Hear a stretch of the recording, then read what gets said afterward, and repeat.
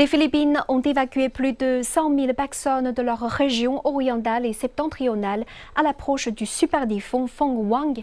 La tempête devrait toucher terre dans la province d'Aurora dimanche soir ou lundi matin. Elle menace la région de vents destructeurs et de pluies torrentielles, entraînant l'annulation de plus de 300 vols nationaux et internationaux. Phong-Wang arrive quelques jours seulement après que le typhon Kalmaiji, connu localement sous le nom de typhon Tino, a frappé le pays, faisant au moins 204 morts. Le quartier de Purok Saging dans la ville de Talisay est en ruine. Et cet endroit n'échappe pas à la controverse sur la gestion des inondations aux Philippines.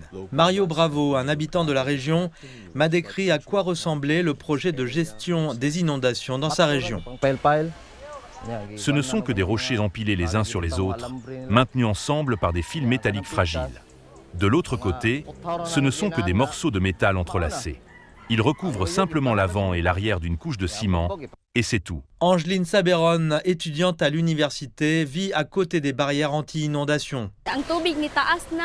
L'eau est montée rapidement et les maisons ont été emportées. J'ai vu de mes propres yeux notre maison être emportée par le courant. Le lendemain matin, alors qu'il pleuvait encore, nous sommes revenus pour voir ce qu'il restait. Voici l'état actuel des lieux. Toutes nos affaires ont disparu.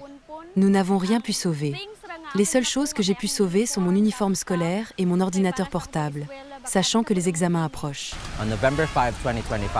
Le 5 novembre 2025, le secrétaire du DPWH, département des travaux publics et des autoroutes, Vince Dizon, a déclaré aux médias que les projets de contrôle des inondations à Cebu étaient mal planifiés et mal exécutés.